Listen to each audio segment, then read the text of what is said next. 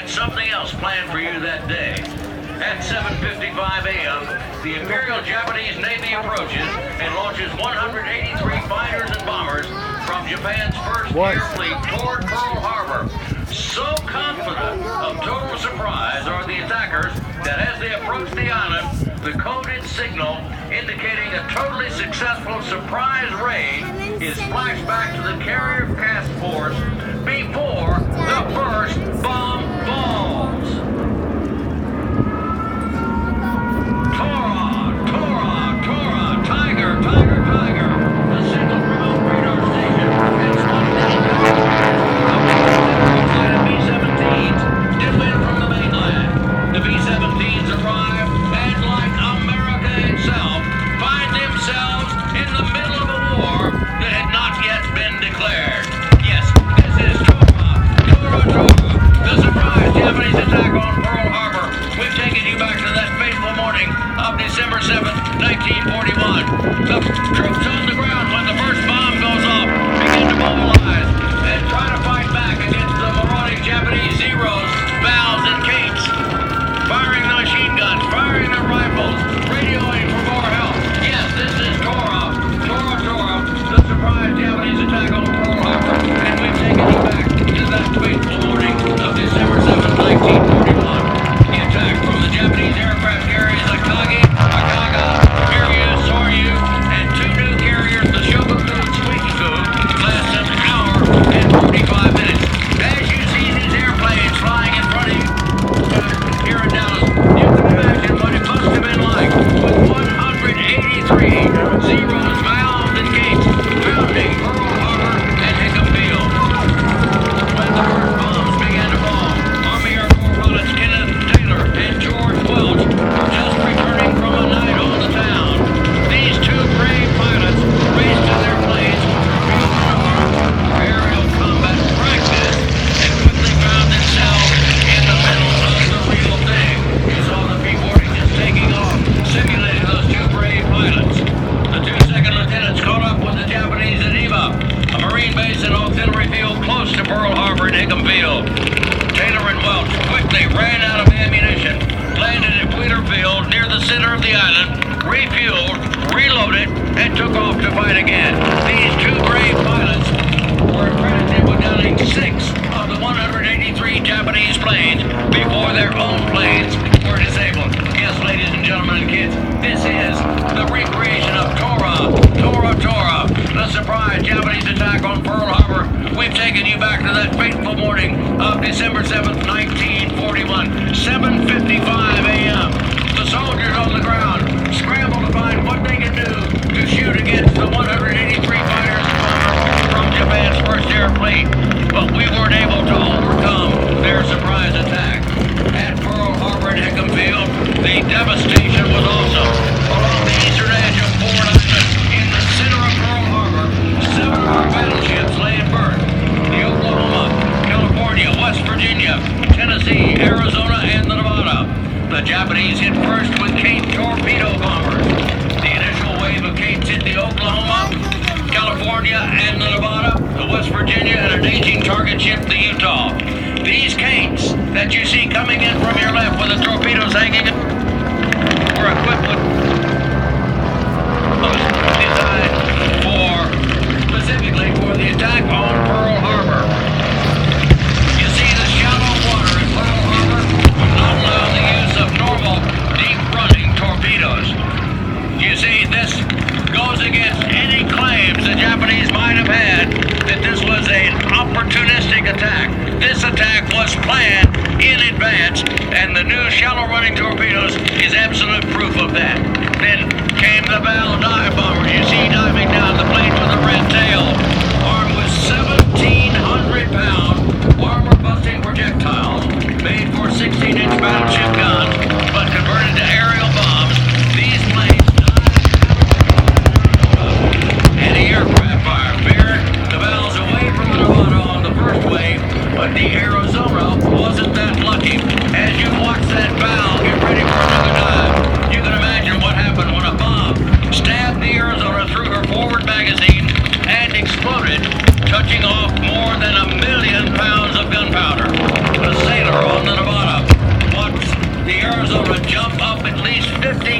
30 feet in the water and break into two pieces, forever entrapping 1,200 American servicemen in an underwater tube. The ship sank in less than 3 minutes. Yes, kids, ladies and gentlemen, this is the surprise Japanese attack on Pearl Harbor. Tora, Tora, Tora. Listen to the gunfire. Look at the explosions. Listen to the air raid sirens.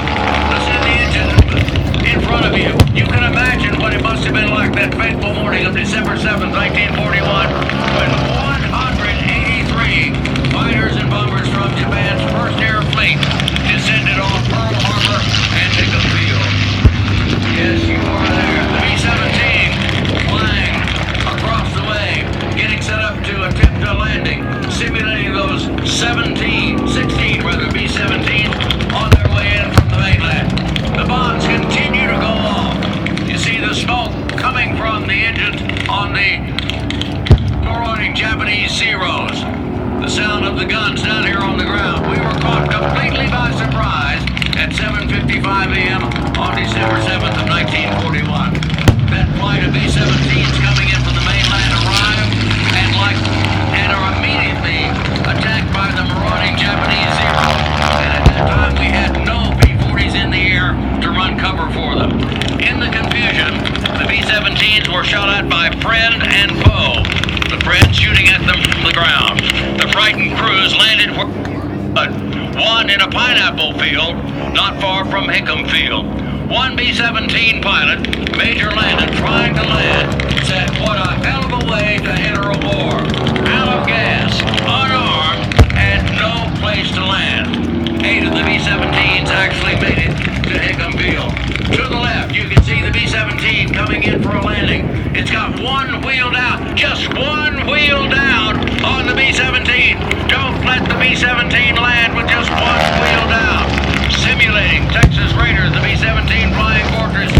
What happened with 8 of those B-17s that were actually shot down by the Japanese? Only 8 of them managed to land. Yes, ladies and gentlemen, kids, you were there. This is Tora, Tora, Tora, the surprise Japanese attack on Pearl Harbor. We've taken you back to that infamous day. Listen to the sound of guns. Look at the explosions. Listen to the roar of the engines. And you can just imagine, from the airplanes you see in front of you, what 183 Japanese Zeros doing strafing runs. K torpedo bombers coming in from your right, dropping those shallow running torpedoes. And Val dive bombers from high overhead, dropping those 1,700-pound armor-piercing projectiles. You can just imagine what the devastation was like back on December 7th of 1941. We had no idea they were coming. They caught us completely by surprise that morning. The outpost radar station had spotted the incoming raiders, but mistook them for a flight of B-17s due in from the mainland. The B-17s arrived, and like America itself, find themselves in the middle of a war that had not yet been declared. Tora, Tora, Tora was the signal sent back to the Japanese task force. The carriers indicating a totally successful raid before the first bomb actually fell. And you're witnessing this little piece of history right in front of you here in Dallas this afternoon. Look at the Zeros trailing smoke so that you can see them. The K torpedo bombers coming in to drop those shallow running torpedoes. At the conclusion of the surprise Japanese attack on Pearl Harbor, more than half of America's entire naval fleet had been destroyed or damaged. Nearly 2,400 Americans were killed, over 1,200 wounded, and at the time 960 of us were missing. 151 aircraft were destroyed as they sat on the ground. Virtually every U.S. military aircraft in Hawaii. 2 battleships, 3 destroyers, and 2 light cruisers were destroyed. 6 battleships were damaged. Our greatest naval base lay in ruins, along with our complacency. The following day, December 8, 1941, President Franklin Delano Roosevelt announced our entry into World War II with these words to Congress, the citizens of the United States, and the world. December 7th, 1941, a date which will live in infamy. The United States of America was suddenly and deliberately attacked by naval and air forces of the Empire of Japan. The attack yesterday on the Hawaiian Islands has caused severe damage to American naval and military forces. I regret to tell you that very many American lives have been lost. With confidence in our armed forces, with the unbounding determination of our people, we will gain the inevitable triumph, so help us God.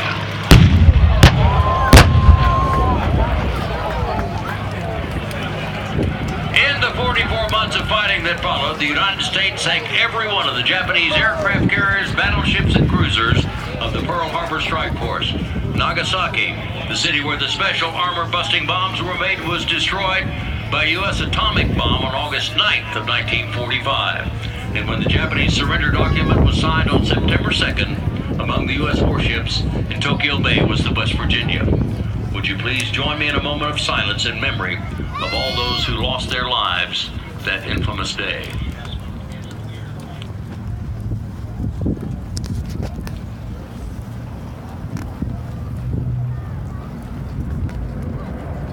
High overhead, the pilots of the Commemorative Air Force Tora Squadron, based in the Gulf Coast area of Texas, with pilots from all over this country. In just a moment, I will introduce the individual pilots to you.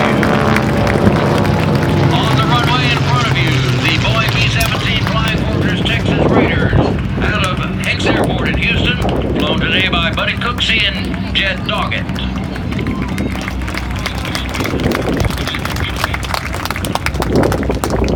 In just a moment, coming over your right shoulder will be the Tora aircraft, and I will be delighted to introduce all of the members of the Tora Squadron, all volunteers. We hope to keep the memory of our greatest period in history alive. In the lead, Tora lead for this air show, in number 115, Mike Burke from Galveston. Number 111, Patrick Hutchins from Bayview. Number 112, Ron Wright from Huntsville, Texas. Number 113, Jim Ryan. Gate 310, Mark Todd from right here in Dallas. Gate 356, Mike Hastings from Tulsa, Oklahoma. And in the bow, Craig Hutane from Conroe, Texas. Our B-40 flown by Mark Allen from Pearland. Our pyro crew headed by Gordy Webb. My name's Ray Norton. I'm from McAllen in the Rio Grande Valley. We